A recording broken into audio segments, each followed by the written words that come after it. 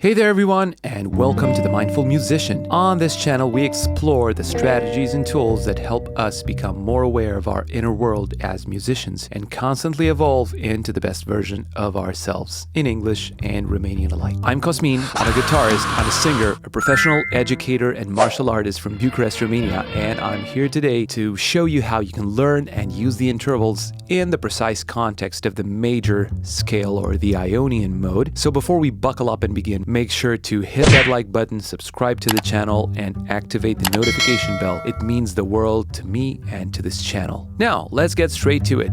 The more time I spent wondering how I could expand my ability to express myself in a melodic way meant to serve the context I was playing in rather than just, mindlessly deploying what my hands already knew how to play, regardless of how well it served that piece of music or not.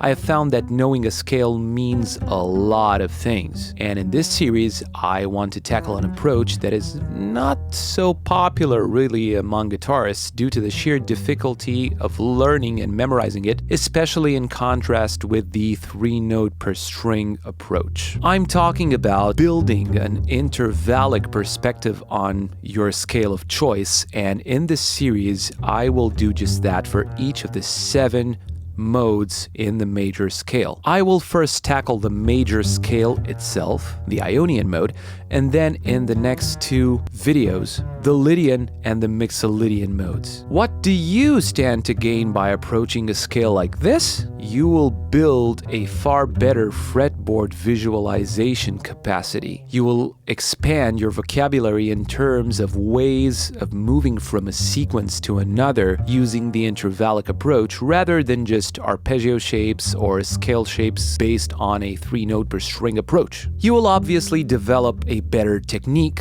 when playing your guitar, and you will train your ears to better recognize various interval types. I have prepared a solo as well, so that you may see how this approach could be used. Mind you, it's just one of the many ways, so after going through this video, make sure to write at least 3 solos in the major scale of your choice in which you implement at least one sequence of the interval types I have shown you today. We'll stick to the key of C major, a triplet pulse, and first use ascending fifths, then descending sixths, ascending fourths, descending sevenths, and wrap it all up with ascending thirds. The technique that I'm using to play the intervals is not so important. By that I mean that you can use either alternate picking or hybrid picking as you find it comfortable, but what you want to pay attention to is to hold a steady groove, to notice how the shapes of each interval type look like, to become aware of their relationship and position to each note within the scale and how they sound like, obviously. Here we go.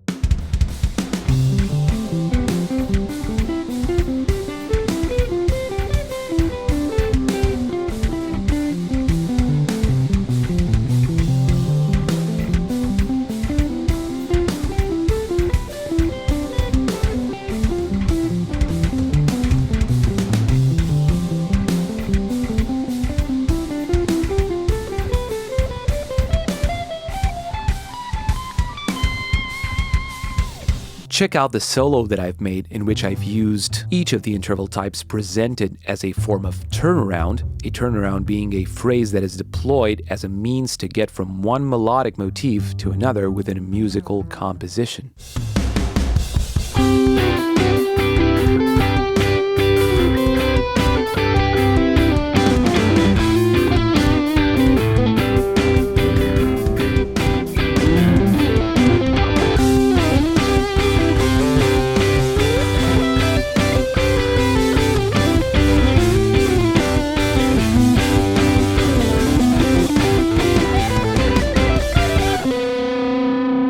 As we're approaching the end of this video, remember, this is only one of the many possible uses of this concept, and as a small recap, learn the intervals in this context and practice them with a metronome. Practice them with the PWM, that means Practice With Me videos found in the special dedicated collection you will find on my Patreon page, linked in the text description. Practice them with the backing tracks that I've provided. They cover all the keys, and you can download them on my Patreon page linked in the text description below. Write 3 solos of your own making using any combination of phrases interlaced with intervallic sequences. You don't have to use all of them or use the sequences exactly as I have played them. You can, for instance, cover 2 beats, 1 bar, or 2 bars. Also, try the descending version of the fifths,